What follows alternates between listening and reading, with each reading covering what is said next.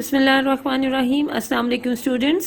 Welcome to your second HOD class of class 9th.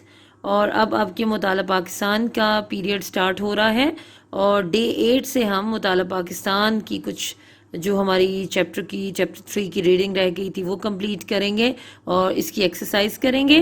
Day 8 سے 14 تک کا کام ہوگا مطالعہ پاکستان میں. تو ہم آج پہلے دن ڈے 8 پر اپنا کام سٹارٹ کرتے ہیں.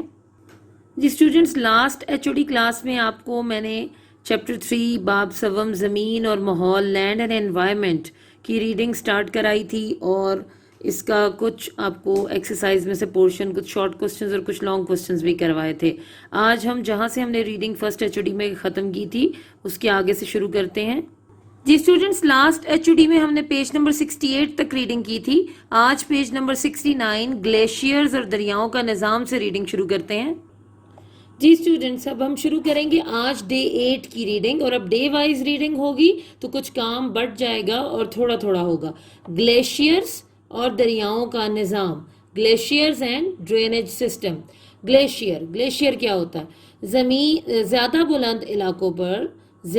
بلند علاقوں پر درجہ حرارت کم رہتا ہے جس کی بنا پر وہاں برف باری ہوتی رہتی ہے.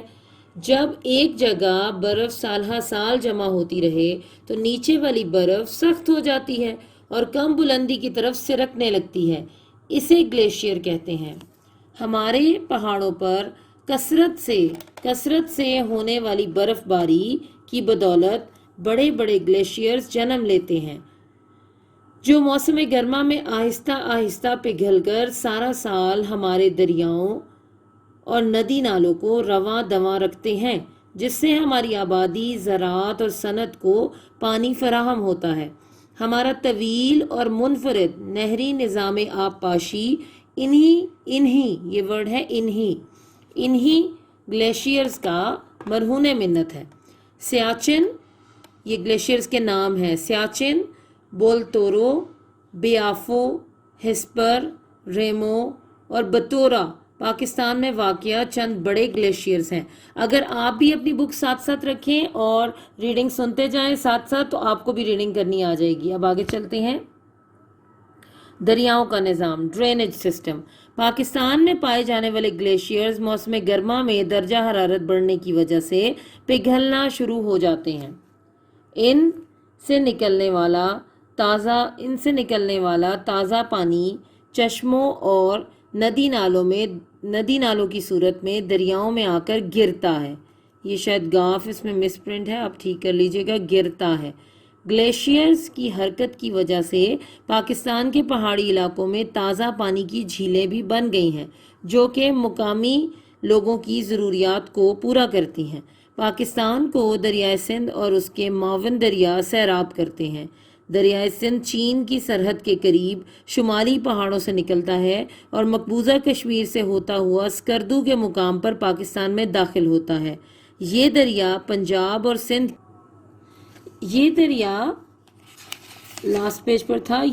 پنجاب اور سندھ کے میدانوں سے گزرتا ہوا صوبہ سندھ میں ٹھٹھا کے مقام پر ٹھٹھا کے مقام پر بحیرہ عرب میں جا گرتا ہے.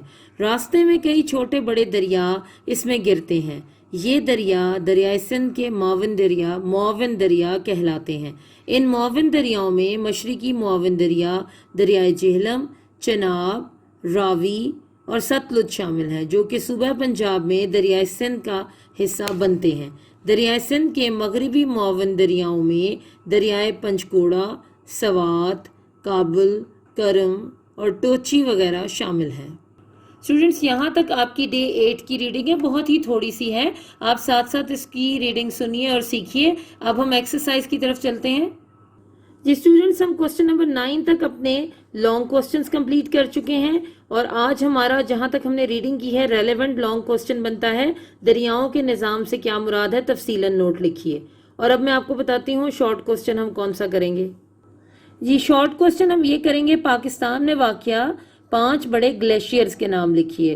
تو آپ میرے ساتھ اپنے نوٹس نکال لیجئے تاکہ میں آپ کو وہاں سے پڑھا دوں. جی اسٹوڈنٹس، آپ اپنے یہ نوٹس نکال لیجئے. جی اسٹوڈنٹس، نوٹس میں باب سوم زمین اور ماحول آپ کے شارٹ کوسچنز الگ دیے ہیں، اور ہم آج کے دن میں جیسے کہ میں نے ابھی آپ کو بک سے بھی دکھایا یہ کوسچن پڑھیں گے۔ جی کوسچن ہے، پاکستان میں واقع 5 بڑے گلیشیئرز کے نام لکھیں۔ پاکستان میں واقع 5 بڑے گلیشیئرز کیا کون سے ہیں؟ سیاچن، بولتورو، بیافو، ریمو اور ہیسپر۔ ابھی آپ کو بک سے بھی میں نے ریڈنگ کروائی ہے، وہاں سے دیکھ کر بھی یہ نوٹ کر سکتے ہیں۔ تو آپ نے اس کوسچن کو، اس شارٹ کوسچن کو اپنی مطالعہ پاکستان کی نوٹ بکس پر نوٹ کرنا ہے اور اس کو آج ہی ڈے 8 پر یاد کرنا ہے۔ اب ہم لانگ کوسچن پڑھتے ہیں۔ جی اسٹوڈنٹس، لانگ کوسچنز میں ہم یہ کوسچن آج کریں گے، دریاؤں کے نظام سے کیا مراد ہے؟ تفصیلاً نوٹ لکھیے۔ پاکستان میں پائے جانے والے گلیشیئرز، پاکستان میں پائے جانے والے گلیشیئرز موسم گرما میں درجہ حرارت بڑھنے کی وجہ سے پگھلنا شروع ہو جاتے ہیں۔ ان سے نکلنے والا تازہ پانی چشموں اور نالوں کی صورت میں دریاؤں میں آ گرتا ہے۔ گلیشیئرز کی حرکت کی وجہ سے پاکستان کے پہاڑی علاقوں میں تازہ پانی کی جھیلیں بھی بن گئی ہیں، جو کہ مقامی لوگوں کی ضروریات کو پورا کرتی ہیں۔ پاکستان کو دریائے سندھ اور اس کے معاون دریا سیراب کرتے ہیں۔ دریائے سندھ چین کی سرحد کے قریب شمالی پہاڑوں سے نکلتا ہے اور مقبوضہ کشمیر سے ہوتا ہوا سکردو کے مقام پر پاکستان میں داخل ہوتا ہے۔ یہ دریا اس میں گرتے ہیں۔ یہ دریا پنجاب اور سندھ کے میدانوں سے گزرتا ہوا صوبہ سندھ میں ٹھٹھا کے مقام پر بحیرہ عرب میں جا گرتا ہے۔ راستے میں کئی چھوٹے بڑے دریا اس میں گرتے ہیں۔ یہ دریا سندھ کے معاون دریا کہلاتے ہیں۔ ان معاون دریاؤں میں مشرقی معاون دریا دریائے جہلم، چناب، راوی اور ستلج شامل ہیں۔ یہ میں غلط لکھا ہے، اس کو آپ کاٹ دیجئے، شامل ہیں، جو کہ صوبہ پنجاب میں دریائے سندھ کا حصہ بنتے ہیں۔ دریائے سندھ کے مغربی معاون دریاؤں میں دریائے پنچکوڑا، سوات، کابل، کرم اور ٹوچی وغیرہ شامل ہے۔ تو اسٹوڈنٹس، یہ کوسچن آج آپ نے ڈے 8 پر اپنی مطالعہ پاکستان کی نوٹ بکس پر نوٹ کرنا ہے اور اس کو زبانی یاد کرنا ہے۔ نہوم آرٹس کے عزیز طلباء اور طالبات، السلام علیکم ورحمۃ اللہ وبرکاتہ۔ آج ہم اسلامیات اختیاری کلاس 9 کی دوسری HOD کا آغاز کر رہے ہیں، اور ذرا چلتے ہیں شیڈول کی طرف کہ اس کا شیڈول کیا ہے۔ یہ 10 مئی سے لے کر 16 مئی تک یہ آپ کی دوسری HOD کلاس ہے۔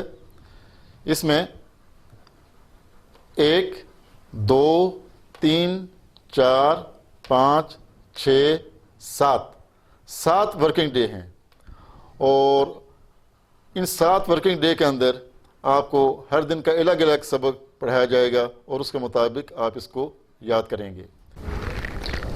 تو عزیز طلباء، چلتے ہیں ڈے 8 سلیبس کی طرف۔ تو آج جو ہے وہ ہم نے آداب تلاوت کے پہلے 3 پوائنٹ پڑھنے ہیں۔ جی، ڈے 8 کا سبق آداب تلاوت قرآن کریم۔ جیسا کہ آپ کو معلوم ہے کہ لفظ قرآن قراءتن سے بنا ہے، جس کے معنی پڑھنے کے ہیں۔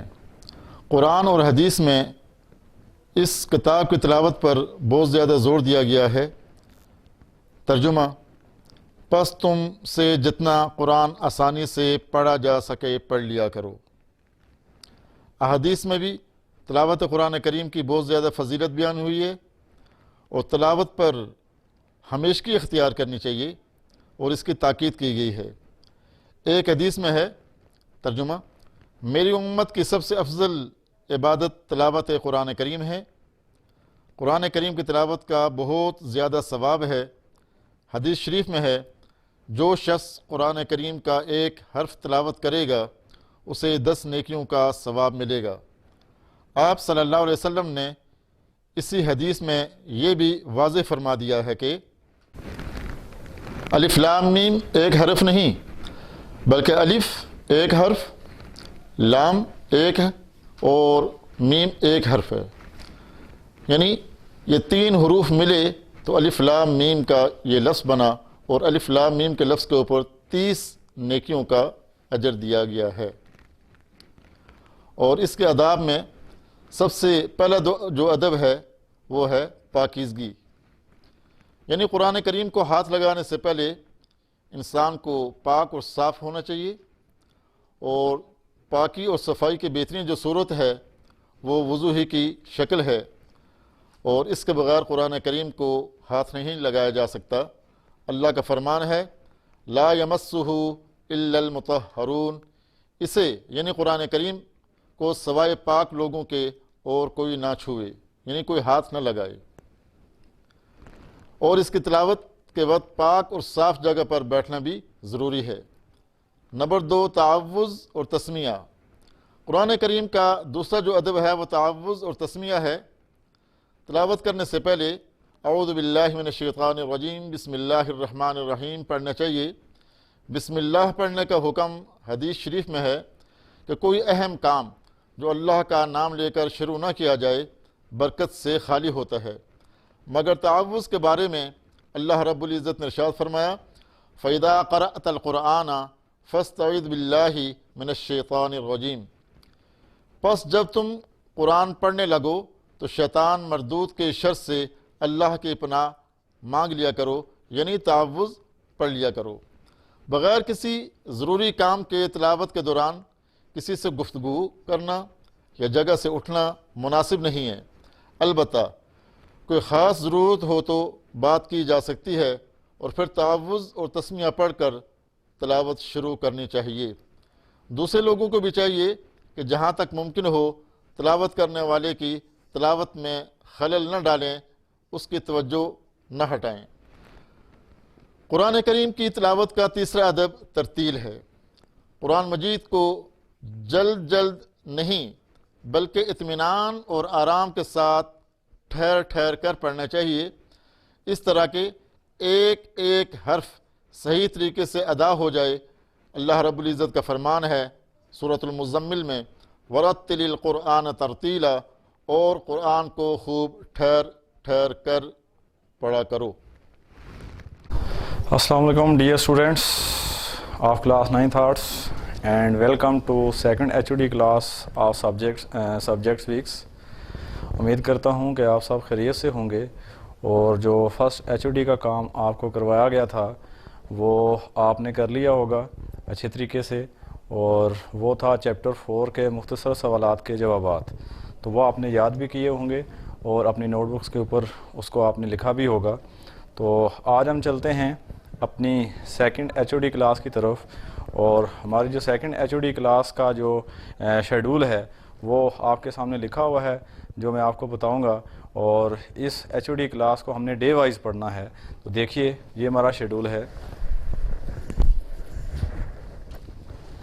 اس میں ہمارے پاس جو ہے وہ 10 مئی سے لے کر 16 مئی تک جو ہے وہ ہمارے پاس جو ہے وہ سلیبس ہم نے پڑھنا ہے ان 7 دنوں میں، اور ہمارے پاس جو ورکنگ ڈیز ہیں وہ 8، 9، 10، 11، 12، 13 اور 14، یہ 7 ورکنگ ڈیز ہیں ہمارے، اور اس ہماری جو اسکیم آف اسٹڈی ہے ہم نے ڈے وائز پڑھنی ہے، یعنی ہر دن کا الگ الگ ہم نے کام کرنا ہے۔ تو آئیے ہم چلتے ہیں اپنے سلیبس کی طرف۔ اچھا اسٹوڈنٹس، ہمارے پاس ڈے 8 میں جو ہے وہ چیپٹر جو 4 ہے ہماری سوکس کا، اس کے تفصیلی سوالات ہم سٹارٹ کریں گے، اور اس میں ہم سوال نمبر 1 پڑھیں گے، تفصیلی سوال نمبر 1۔ سوال نمبر 1 ہے مقننہ سے کیا مراد ہے، اور نیز مقننہ کی تنظیم کی وضاحت کریں۔ تو اس کا جواب ہم نے مختصر سوالات میں بھی پڑھا تھا کہ مقننہ سے کیا مراد ہے۔ لکھا ہوا ہے کہ مقننہ کا اہم ترین کام ملک کے لیے قانون سازی کرنا ہے، لیکن یہ اپنے اس فریضے کی انجام دہی کے ساتھ ساتھ اور بہت سے فرائض بھی سر انجام دیتی ہے۔ مقننہ حکومت کے 3 شعبوں میں سے اہم ترین شعبہ ہے، کیونکہ یہ شعبہ جو بھی قانون بناتا ہے اسی کا نفاذ انتظامیہ کرتی ہے، اسی کے مطابق عدلیہ اپنے فرائض ادا کرتی ہے۔ مقننہ عوام کے منتخب کردہ نمائندوں پر مشتمل ہوتی ہے، اور یہ ایک بااختیار ادارہ ہوتا ہے۔ اسٹوڈنٹس، مقننہ آپ کہہ سکتے ہیں ہمارے ملک کی جو پارلیمنٹ ہوتی ہے، اور اس کے اندر جو ہماری قومی اسمبلی ہے، یعنی کہ جس کو ہم اوان بالا اور اوان زیری کہتے ہیں، تو یہ جو پارلیمنٹ ہے ہماری وہ مکرانہ کے اندر آتی ہے۔ آگے لکھا ہوا ہے مکرانہ کی تنظیم، تو اس میں وہ لکھتا ہے کہ مکرانہ پوری قوم کی نمائندہ ہوتی ہے، اس لیے ممبران کی تعداد کا تعین کرتے وقت اس بات کا خاص خیال رکھا جاتا ہے کہ زندگی کے تمام شعبوں کی مناسب نمائندگی ہو سکے۔ یہ بھی ضروری ہے کہ بحث و مباحثہ کے لیے ممبران کی تعداد اتنی زیادہ نہ ہو کہ عوام کا نظم و ضبط برقرار رکھنا مشکل ہو جائے اور کسی نتیجے پر پہنچنے میں دشواری ہو جائے۔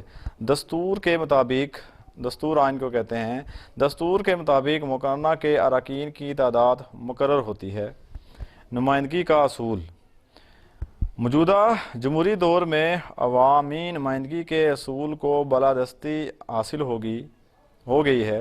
نمائندگی کے اس جدید اصول کے مطابق ملک کے ووٹروں کی تعداد عمر اور اہلیت کے اعتبار سے متعین کی جاتی ہے تاکہ ہر حلقے کے لوگوں کو ایوان میں نمائندگی حاصل ہو سکے۔ مدت۔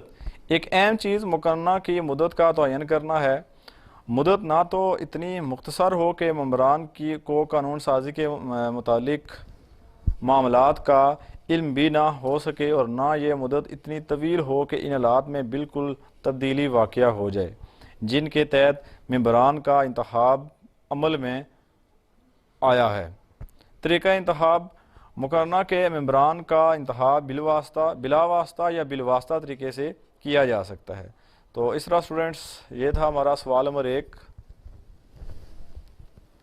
میرے عزیز طلبہ و طالبات، السلام علیکم ورحمۃ اللہ وبرکاتہ۔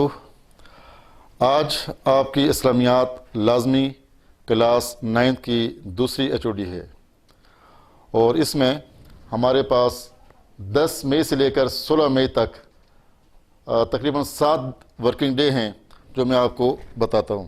یہ 10 مئی سے لے کر 16 مئی تک، یعنی 8، 9، 10، 11، 12، 13، 14، 1، 2، 3، 4، 5، 6، 7 دن آپ کے پاس یہ ورکنگ ڈے ہیں، اور آج ہم آپ کو ایک دن کا الگ الگ سبق یہاں پر پڑھائیں گے۔ تو آئیں چلتے ہیں اپنے سبق کی طرف۔ تو 8 ڈے کی طرف ہم ذرا چلتے ہیں۔ یہ دیکھیں، اس میں ہم سورۃ الانفال آیت نمبر 65 to 69 اس کے مشکل الفاظ اور معنی پڑھیں گے۔ جی یہ مشکل الفاظ ہیں، جب ہم کو اچھے طریقے سے یاد ہوں گے تو یہ ترجمہ ہمارے لیے کرنا آسان ہو جائے گا۔ تو پہلا لفظ دیکھتے ہیں، ہر رز، تم شوق دلاؤ، ابھارو، یعنی تیار کرو۔ اسرا، جنگی قیدی۔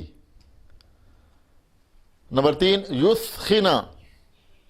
یثخنا، وہ خونریزی کرے یعنی قتل کرے۔